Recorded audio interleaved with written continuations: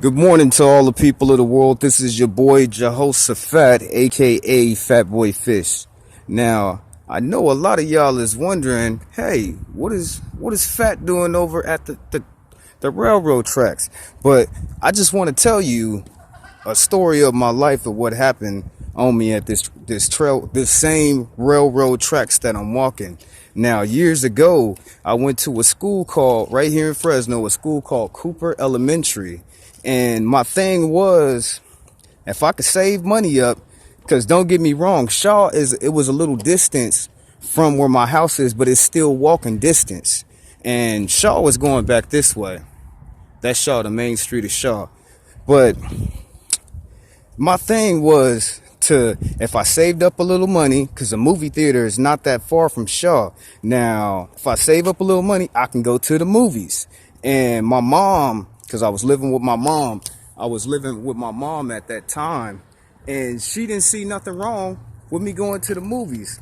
Now, I had caught the late night matinee for the movie Money Talks. That's my movie right there with Chris Tucker, boy. That's my movie right there. So I caught the late matinee. So it was the last one, the last showing. I couldn't exactly tell you what year it was. All I know is that movie was brand new when I came out here, and I was a eighth grader, my bad. I was an eighth grader at Cooper Elementary. Now, I took y'all to these railroad tracks to tell you a story of what happened to me. Now, walking from Shaw, if you go through these neighborhoods, it'd take a long time to get to where you want to go. And even though it was pitch black out here the night I was out here, I still decided to take this path because this is a shorter route all the way to where I was living on Bingston. Now, after the movie, I set off on my journey and I started to walk. I said, man, let me take that railroad track, because that's going to shave my walking distance in half. Now, y'all, I'm walking on this path. The same path, same track, right where I'm telling y'all about.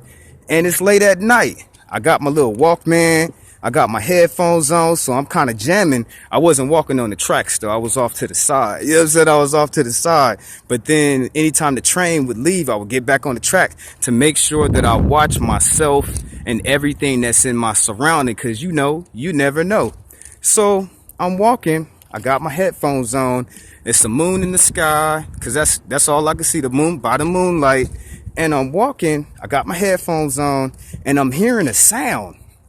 Ooh! I'm hearing the sound, and I'm looking around, and since it's dark, you can't really see that much far going down the street. And as a young person, I was only in the 8th grade, but it kind of spooked me because I took my headphones off, and I was like, oh shit. Because it was, as more as I kept walking, it kept on getting louder and louder and louder and louder. And I'm looking around, and at that age, and being on this track late at night, I'm like, what the hell is for to jump out? But I hear something. At first, I thought it was a ghost. But your boy was preparing for vampires and werewolves. I didn't know what the hell was going to happen. So I kept on walking,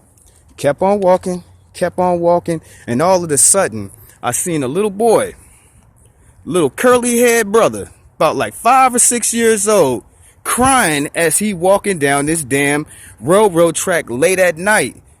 Now, when I came up to him, I thought he was a gremlin or something. I was ready for war. I was like, what the hell is that? And the sound, and you can't see nothing, but it was a little boy walking on this train track. So I said, where's your parents at? And what the hell are you doing walking on this train track?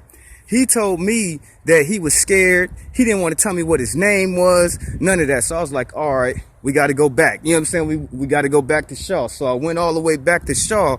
I called the police and let them know, hey, I just seen this young man walking on this train track all by himself. The police came immediately within 5 to 10 minutes. Now, the police told me whatever happened to this little boy, he got separated from his field trip. But then the way they explained it to me, as if wherever he had came from, I mean, it was miles, like 30, 40, 50 miles. You might as well say this little boy was in another city, and he took off from the field trip where he originated from, and he was walking from, he got separated from the field trip around like maybe like 2 to 3 o'clock. So they've been looking for this boy, don't know where the hell he at. You know what I'm saying? Looking for him. I find this little boy walking on this very same train track that I'm walking. He's scared. He's terrified. He don't know what's going on. And the amazing thing to me about this story is, why did I choose to walk on this train track late at night? You know what I'm saying? They say that God works in mysterious ways, but as I look at this story, some things that happen to you in your life, you are destined. You know what I'm saying? Some of these things that happen to all of us in this life, it's destined. You cannot get out of these things. So I say to the people of the world out there, what would have happened to that little boy if I wasn't walking down this train track late at night? Now, I stay in the city, and you know, it's just like any other city. We got good people, we got bad people, we got crazy people, we got a little bit of mixture of everything. But remember what I said.